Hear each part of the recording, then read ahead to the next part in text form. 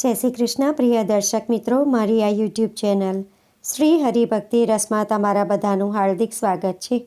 આજના વિડીયોમાં આપણે સફલા એકાદશી વિશે શ્રવણ કરીશું. આ એકાદશીનું મહત્ત્વ શું છે, પૂજા મુહૂર્ત શું છે, પારણા મુહૂર્ત શું છે અને એકાદશી કયા દિવસે છે, એકાદશીનું મહત્ત્વ શું છે, એ બધું જ આપણે આજના વિડીયોમાં શ્રવણ કરવાના છે.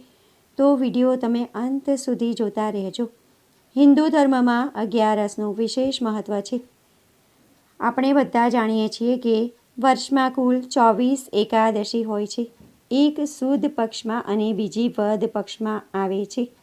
માન્યતા છે કે આ દિવસે પવિત્ર નદીમાં સ્નાન કરવાથી અને ભગવાન વિષ્ણુની પૂજા કરવાથી વિશેષ ફળ મળે છે. જે વ્યક્તિ આ વ્રત કરે છે તેને તમામ શુભ કાર્યોમાં સિદ્ધિ પ્રાપ્ત થાય છે.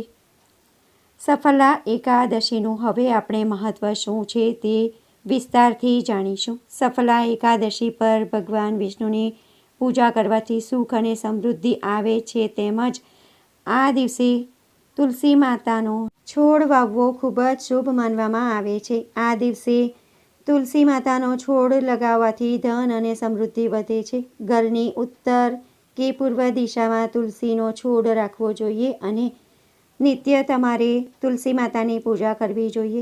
સાથે જ આ દિવસે વ્રત કરવાથી જીવનમાં ધનની વૃદ્ધિ થાય છે. સાથે જ અક્ષય પુણ્યની પ્રાપ્તિ થાય છે.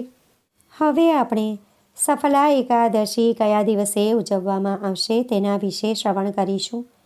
વર્ષ 2025માં માગસર માસના કૃષ્ણ પક્ષમાં આવતી એકાદશી તિથિ 14 ડિસેમ્બર 2025 અને રવિવારના રોજ સાંજે 6 વાગે અને 49 પર શરૂ થશે તથા 15 ડિસેમ્બર 2025 અને સોમવારના રોજ રાત્રે 9 વાગે અને 19 પર સમાપ્ત થશે. ઉદય તિથિ અનુસાર સફલા એકાદશી 15 ડિસેમ્બર 2025 અને સોમવારના રોજ ઉજવવામાં આવશે. આ એકાદશીનો પારણ સમય 16 ડિસેમ્બર 2025 અને મંગળવારના રોજ સવારે 7 વાગે અને 13 થી શરૂ થઈ સવારે 9 વાગે અને 22 સુધીનો રહેશે. આ સમયગાળા દરમિયાન તમારે પારણ કરી લેવું, એટલે કે ઉપવાસ ખોલી દેવો. ભક્તો, હવે સફલા એકાદશીના દિવસે તમારે વિષ્ણુ ભગવાનની પૂજા વિધિ કેવી રીતે કરવાની તેના વિશે આપણે શ્રવણ કરીશું. વ્રત કરનાર વ્યક્તિએ બ્રહ્મ મુહૂર્તમાં ઉઠી જવું, સ્નાનાદિ કાર્ય પતાવી સ્વચ્છ કપડાં પહેરવા, ત્યારબાદ સૂર્યદેવને અર્ઘ્ય આપવું, તમારા પૂજા ઘર અને આખા ઘરને સાફ સફાઈ કરવી, ત્યારબાદ આખા ઘરમાં અને ખાસ કરીને પૂજા ઘરમાં ગંગા જળથી છંટકાવ કરવો અને શુદ્ધ કરવું. ત્યારબાદ એક બાજોઠ પર લાલ કપડું પાથરી તેના પર ભગવાન શ્રી વિષ્ણુની અથવા તો ભગવાન શ્રી વિષ્ણુ અને માતા લક્ષ્મીની મૂર્તિ સ્થાપિત કરવી. તેમની સામે દીવો પ્રગટાવી વ્રતનો સંકલ્પ લેવો. ત્યારબાદ ભગવાન શ્રી વિષ્ણુ અને માતા લક્ષ્મીજીની મૂર્તિને સૌપ્રથમ ગંગા જળથી સ્નાન કરાવવું, ત્યારબાદ પંચામૃતથી સ્નાન કરાવવું, ત્યારબાદ ફરીથી શુદ્ધ જળથી સ્નાન કરાવવું, ત્યારબાદ તેમને વસ્ત્રો અર્પણ કરવા, ભગવાન શ્રી વિષ્ણુને ચંદનનું તિલક કરવું, માતા લક્ષ્મીને કંકુનો ચાલ્લો કરવો, ત્યારબાદ તેમને અક્ષત, અબીલ, ગુલાલ, સિંદૂર અને ફૂલ અર્પણ કરવા. ભગવાન શ્રી વિષ્ણુને તુલસી ખૂબ જ પ્રિય છે, તેથી તેમને તુલસી અર્પણ કરવી અને તેમની પૂજા કરતી વખતે તેમના મંત્રોનો જાપ કરવો. ત્યારબાદ ધૂપ કરવું, દીવો પ્રગટાવવો અને ભગવાન શ્રી વિષ્ણુની અને માતા લક્ષ્મીની આરતી કરવી.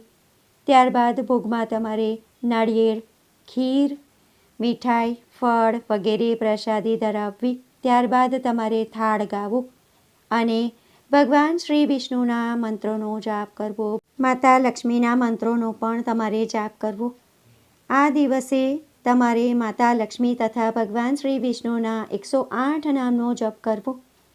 એકાદશીના દિવસે ભગવાન શ્રી વિષ્ણુ ચાલીસા બોલવાનું ખૂબ જ મહત્ત્વ છે. તો ખાસ કરીને શ્રી વિષ્ણુ ચાલીસાનું તમારે પાઠ કરવો ખૂબ જ લાભદાયી નીવડે છે. અને આ દિવસે તુલસી માતાને જળ અર્પણ ન કરવું, પરંતુ તુલસી ક્યારેય તમારે દીવો પ્રગટાવવો, તેમની પૂજા ખાસ કરવી જોઈએ. તેનાથી ભગવાન શ્રી વિષ્ણુ ખૂબ જ પ્રસન્ન થાય છે. આખો દિવસ ભગવાનનું નામ જપ કરવું. આખો દિવસ તમારે ઉપવાસ રાખવો, પણ જો તમે આખો દિવસ ઉપવાસ ના કરી શકો તો એક તાણું કરવું, પરંતુ આ દિવસે અનાજ ખાવું નહીં. એકાદશીના દિવસે ફક્ત સિંધવવાળું જ જમવું. અને આ દિવસે તમારી યથાશક્તિ પ્રમાણે તમારે જરૂરિયાતમંદોને, ગરીબોને દાન કરવું, અન્નદાન, વસ્ત્રદાન કરવું, અસહાય લોકોની સેવા કરવી. વિષ્ણુ ભગવાનના અવતાર શ્રી કૃષ્ણ ભગવાનને ગાય ખૂબ જ પ્રિય હતી. તેથી 11ના દિવસે તમારે ગાયને ઘાસ, રોટલી, ગોળ ખવડાવવું. તેનાથી તમને અનેક ગણું પુણ્ય પ્રાપ્ત થશે. આ દિવસે તમારે તામસિક ભોજન ગ્રહણ ના કરવું જોઈએ, જેમ કે ડુંગળી, લસણ, માંસ, મદિરા વગેરેનું સેવન ના કરવું જોઈએ. આ બધા નિયમોનું તમારે ખાસ ધ્યાન રાખવાનું. કોઈ પણ વ્રતનો ઉપવાસ કરીએ અથવા એકાદશીના વ્રતનો ઉપવાસ રાખવાથી આયુષ્ય અને આરોગ્યની રક્ષા થાય છે. સાથે જ વ્યક્તિને પોતાના કાર્યોમાં પણ સફળતા મળે છે. વ્રતના દિવસે કોઈને ભૂલથી પણ અપશબ્દ ન બોલવા જોઈએ, કોઈનું અપમાન ન કરવું જોઈએ.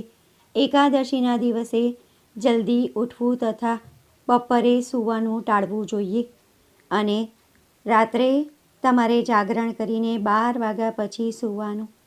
આ દિવસે ચોખા ખાવાનું વર્જિત હોય છે. તેથી એકાદશીના દિવસે ઘરમાં ચોખાનો ઉપયોગ ન કરવો અને આખો દિવસ ભગવાનની આરાધના કરવી.